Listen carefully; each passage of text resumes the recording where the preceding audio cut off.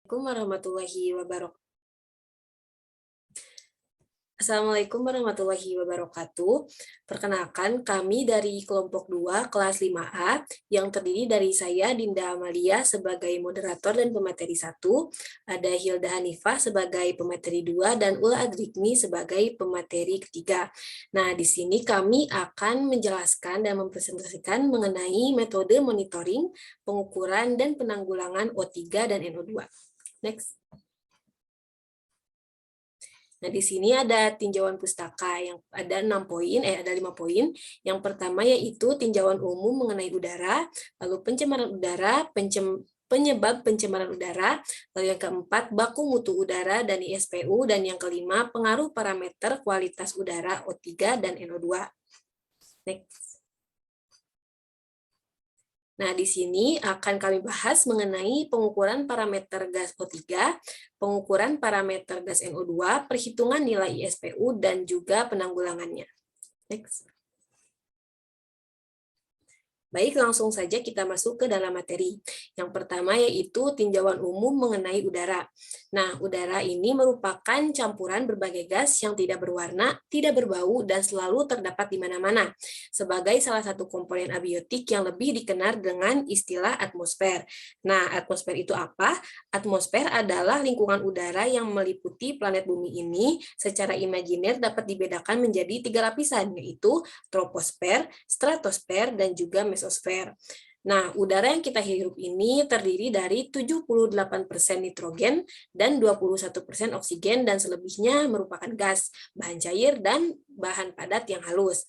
Nah, udara bumi ini terletak dalam troposfer setebal 16 km dari permukaan bumi dan memberi udara kehidupan pada manusia.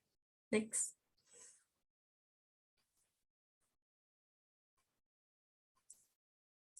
Lalu selanjutnya ada pencemaran udara. Nah, udara ini terdiri dari campuran berbagai macam gas dan didominasi oleh gas nitrogen, yaitu sebanyak 78%.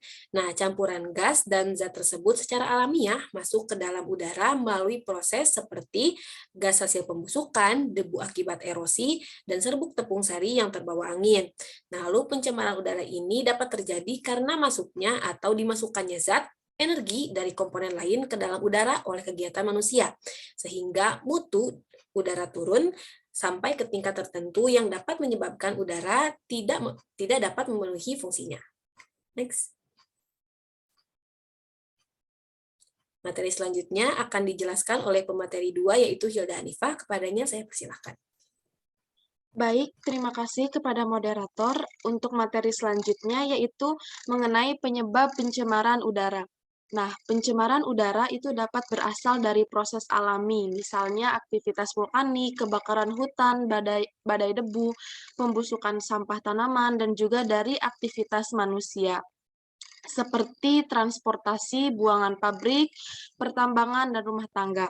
Nah, sumber polusi utama itu berasal dari transportasi, di mana hampir 60% itu dari polutan yang dihasilkan terdiri dari karbon monoksida dan sekitar 15% terdiri dari hidrokarbon. Nah, sumber-sumber polusi lainnya seperti pembakaran, proses industri, pembuangan limbah, dan lain-lain. Nah, kemudian penyebab pencemaran udara juga terbagi menjadi 2 bagian, yaitu pencemaran udara primer adalah semua pencemar yang langsung dilepas oleh sumber dan belum mengalami perubahan. Nah, pencemar udara primer itu mencakup sekitar 90% dari jumlah polutan udara seluruhnya. Dan pencemar primer juga dapat dibedakan menjadi 5 kelompok, yaitu karbon monoksida, nitrogen oksida, hidrokarbon, sulfur oksida, dan partikel. Kemudian yang kedua itu pencemaran udara sekunder, yaitu pencemar udara primer yang mengalami perubahan di udara akibat reaksi fotokimia atau oksida katalis. Nah, kemudian materi selanjutnya baku mutu udara dan ISPU. Nah, baku mutu udara adalah ukuran batas atau kadar unsur pencemaran udara yang dapat ditenggang keberadaannya dalam udara ambien. Nah, udara ambien sendiri adalah udara bebas di permukaan bumi pada lapisan troposfer atau lapisan udara setebal 16 km dari permukaan bumi yang berada di dalam wilayah yurisdiksi Republik Indonesia yang dibutuhkan untuk mempengaruhi kesehatan manusia, makhluk hidup, dan unsur lingkungan hidup lainnya. Nah, baku mutu udara ambien nasional itu ditetapkan sebagai batas maksimum mutu udara ambien untuk mencegah terjadinya pencemaran udara. Sebagaimana terlampir dalam PP No. 41 tahun 1999, pemerintah menetapkan baku mutu udara nasional untuk melindungi kesehatan dan kenyamanan masyarakat sebagaimana pada tabel berikut ini, yaitu perbandingan antara parameter, waktu, dan baku mutunya. Nah, kemudian ISPU itu didefinisikan sebagai angka yang tidak mempunyai satuan yang menggambarkan kondisi mutu udara ambien di lokasi tertentu yang didasarkan kepada dampak terhadap kesehatan manusia, nilai estetika, dan makhluk hidup lainnya.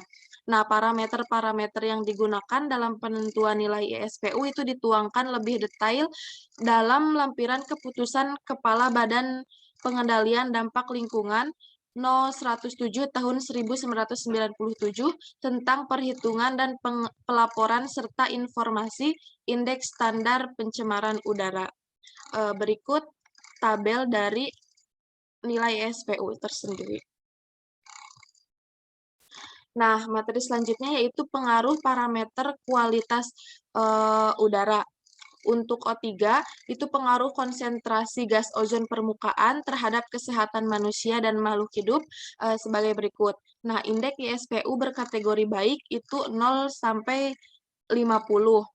Paparan gas O3 dan kombinasi dengan SO2 selama 4 jam berturut-turut mengakibatkan luka beberapa spesies tumbuhan.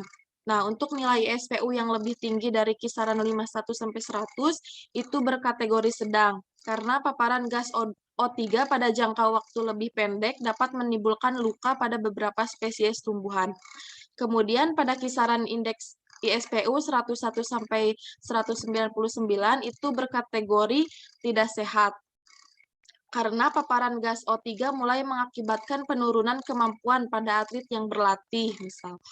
Dan pada kisaran 200 sampai 299 itu berkategori sangat tidak sehat dan pada nilai ISPU di atas 300 atau masuk kategori bahaya karena paparan gas O3 berbahaya pada semua populasi.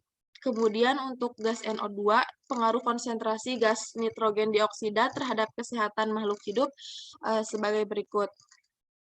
Indeks ISPU berkategori baik itu 0 sampai 50. Kemudian nilai ISPU yang lebih tinggi pada kisaran 51 sampai 100 itu berkategori sedang karena paparan gas NO2 menimbulkan bau tertentu. Pada kisaran lebih tinggi lagi, indeks ISPU 101 sampai 199 itu berkategori tidak sehat.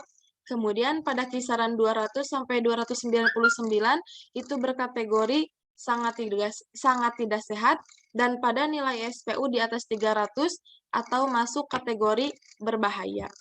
Mungkin cukup sekian materi yang bisa saya sampaikan. Saya kembalikan kepada moderator. Baik, terima kasih kepada Hilda yang telah memaparkan materi. Selanjutnya, materi akan dipaparkan oleh Uladri. Oke, baik. Terima kasih kepada moderator yang telah mempersilahkan saya. Boleh di next? Oke, yang pertama ada pengukuran ozon permukaan. Pengukuran ozon permukaan dilakukan dengan menggunakan TEI tipe 49C Ozone Analyzer revolusi, yang dimana revolusi data dibuat menjadi agregat per jam untuk selanjutnya diproses sesuai dengan keperluan perhitungan nilai ISPU.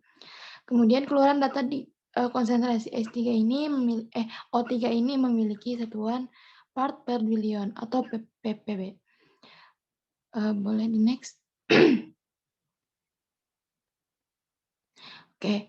Selanjutnya pengukuran gas NO2. Pengukuran gas NO2 ini dilakukan instrumen TS42i trace level yang dimana instrumen ini diperuntukkan untuk monitoring gas NO, NO2, NOx di daerah-daerah terpencil sesuai dengan istilah namanya.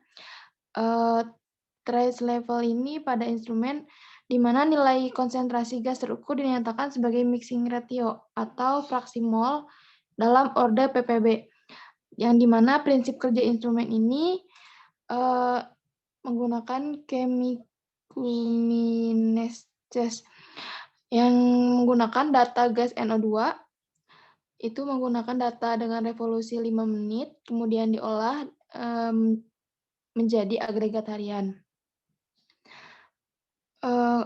Kemudian data mentahnya itu diambil dari instrumen menggunakan software import dengan kabel RS232, yang dimana instrumen ini dilengkapi dengan kalibrasi dinamik gas kalibrator TS14616I dan zero air supply, serta gas standar NO2 untuk menjamin kualitas peralatan dan data yang dihasilkan. Boleh di next? Nah, kemudian di sini ada perhitungan ISPU. Yang pertama, konsentrasi yang digunakan dalam perhitungan ISPU adalah μg per M²,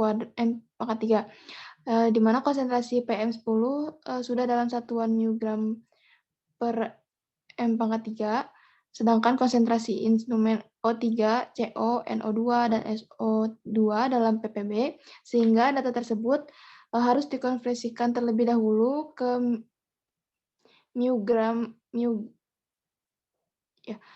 per M², menggunakan persamaan berikut. μg per M², dikali P kali MR dibagi RT dikali ppb per 1000. Kemudian untuk persamaan selanjutnya, di mana nilai tekanan udara dinyatakan sebagai P dan temperatur udara dinyatakan sebagai T, digunakan pada kondisi STP, sehingga terbentuk persamaan sebagai berikut. Di mana X1 sama dengan T0 dibagi T1 dikali P1 dibagi P0 dikali X0. Kemudian boleh di next. Nah, kemudian di sini ada penanganan keracunan gas O3. Paparan gas O3 ini dalam waktu jangka panjang harus diwaspadai juga karena dapat mengganggu fungsi paru-paru dan dapat menjadi salah satu pemicu kanker paru-paru. Nah, hal-hal yang dapat dilakukan itu yang pertama, menghindari paparan debu dan polutan udara, ruangan dengan udara yang terlalu dingin, asap rokok, dan produk rumah tangga yang aromanya dapat terhirup dan mengiritasi saluran pernafasan. Kemudian menggunakan masker ketika udara dingin atau ketika mengendarai kendaraan bermotor. Kemudian jika dalam tempat kerja, itu gunakan alat pelindung diri sesuai dengan SOP yang diberlakukan. Kemudian mengkonsumsi air minum hangat dan air jahe hangat untuk meredakan batuk dan mengurangi lendir saluran pernafasan. Kemudian hindari juga makanan dan minuman dingin, gorengan, makanan pedas, dan bersantan, karena itu akan memicu terjadinya batuk yang akan lebih parah. Kemudian menjalani pola hidup sehat dengan makanan bergizi seimbang, berolahraga rutin, beristirahat yang cukup, dan mengelola stres dengan bijaksana. Boleh di next untuk selanjutnya. Nah, kemudian di sini ada penanganan NO2. Di sini ada 3 penanganannya dalam berkendaraan bermotor. Itu pertama menggunakan catalytic converter yang bersifat memecah gas NO2 yang dihasilkan menjadi N2 dan O2. Kemudian menggunakan kendaraan seperlunya. Jadi jika tidak diperlukan, lebih baik berjalan kaki saja gitu ya, selain sambil berolahraga gitu, kita dapat sehat juga gitu kan. Kemudian menghindari mengemudi dengan putaran mesin tinggi. Biasanya teman-teman di jalan suka kebut-kebutan gitu ya. Nah, sebaiknya dihindari agar tidak terjadinya produksi NO2 yang berlebihan. Kemudian agar proses pembakaran sempurna dilakukan perawatan mesin dengan teratur dan pengaturan emisi. Kemudian di sini rumah tangga, yaitu menyediakan ventilasi ruangan yang cukup sehingga sirkulasi udara lancar. Jadi kalau misalkan teman-teman di ruangan gitu ya, harus atau enggak misalkan teman-teman cari kosan yang kalau bisa yang ventilasi udaranya tuh banyak gitu ya, biar enggak sesak nafas gitu. Terus kemudian yang terakhir ada pabrik atau industri. Yang pertama itu mengatur temperatur pembakarannya. Biasanya mengapa pabrik-pabrik itu menghasilkan gas NO2 karena temperatur pembakarannya itu lebih dari 1.300 derajat. Kemudian mengurangi waktu tinggi pada zona temperatur tinggi. Kemudian yang ketiga memodifikasi sistem pembakaran gitu ya. Kemudian yang terakhir menggunakan burner yang didesain menghasilkan gas NO2 yang rendah. Mungkin cukup sekian pemaparan materi dari saya, kurang lebihnya mohon maaf. Saya kembalikan lagi ke moderator. Baik, terima kasih kepada Wula Adikwi yang telah memaparkan materi.